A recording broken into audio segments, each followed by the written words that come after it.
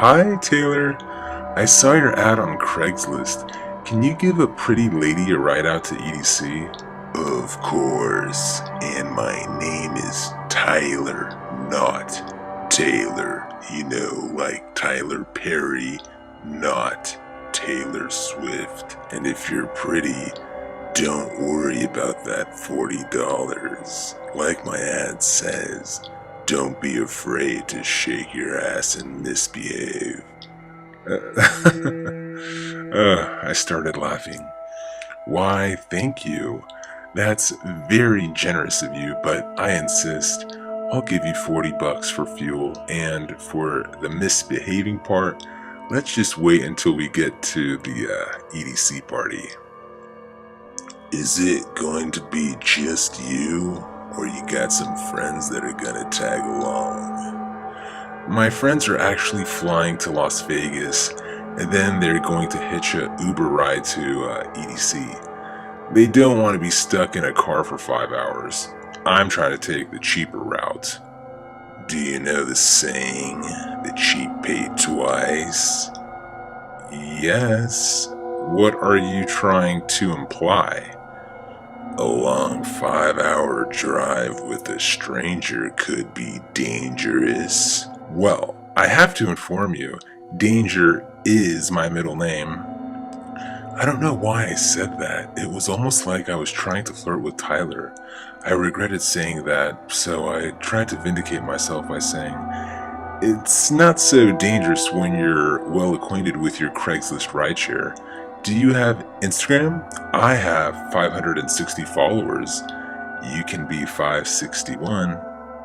Tyler replied, I completely deleted all my social media accounts. I realized I was spending way too much time jerking off to Kim Kardashian's photos, especially on Instagram. When Tyler said that, I was about to gag in my mouth. I was going to hang up on him, but I didn't want to be rude. The way he said that gave me the creeps. And then he tried to redeem himself and said, well, I was good friends with Kim in high school. We both went to Calabasas High back in the day. I do apologize if I was a little too vulgar with the whole jerking off confession. Please forgive me. Tyler seemed to be genuinely sorry for what he just said, so I accepted his apology. I told Tyler, if you could give me a ride, that would be awesome. I'm just looking for a trustworthy, down-to-earth kind of guy. That's me, babe. Can I pick you up in about an hour? Yeah, I'll be ready. Text me your address. See you soon. I texted Tyler my address. He arrived at my house in a monster truck. I think it was an F-350.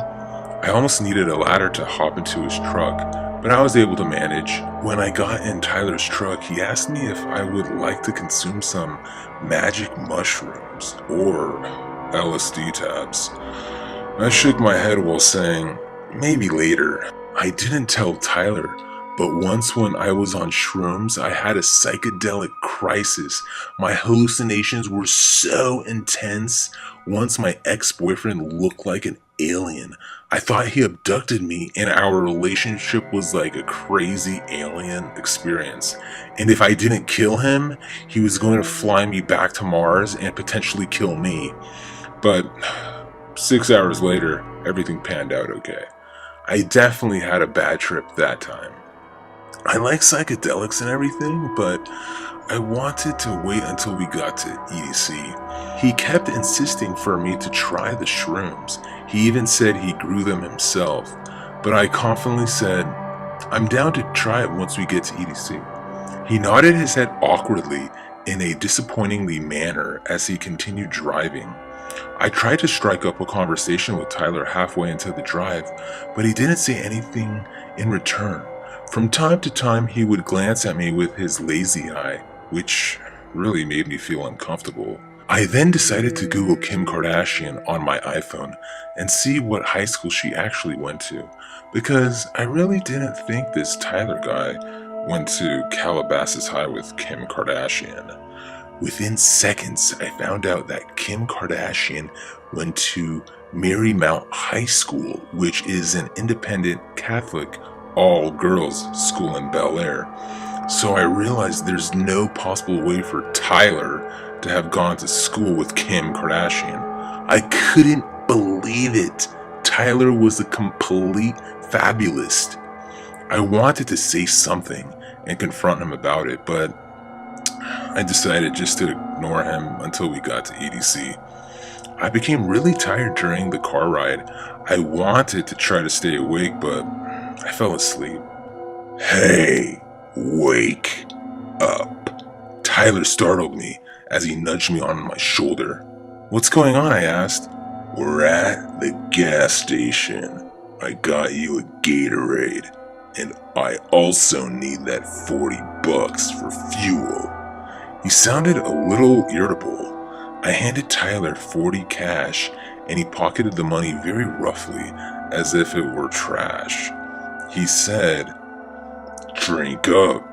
You don't want to get dehydrated." Cherry Gatorade is my favorite, I replied as he handed me the Gatorade. As I was about to open the bottle cap, I realized the seal was already broken.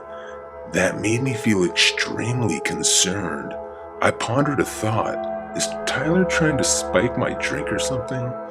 Thoughts continued racing through my mind. I didn't know what to do. I wanted to drink the Gatorade, but I didn't want to drink the Gatorade. And then Tyler shouted, "Come on, drink up." He spoke to me as if he was trying to control me like a dictator would have in a communist country where women have no rights. I ignored Tyler, and then he grabbed the Gatorade bottle from my hand and shoved the bottle right in my face. As my head tilted back into the car's headrest, I started screaming as the Gatorade liquid went straight down my nose and spilled all over me. That was it. That was the deal breaker for me. I shouted, "Fuck you, loser. I'm too smart for your games." Tyler started arguing back with me, but I didn't even waste my time listening to him. I just hopped out of his truck. We were still at the gas station. Tyler kept insisting to get back inside his truck, but I replied back, "Go fuck yourself," while giving him the finger. He eventually drove off.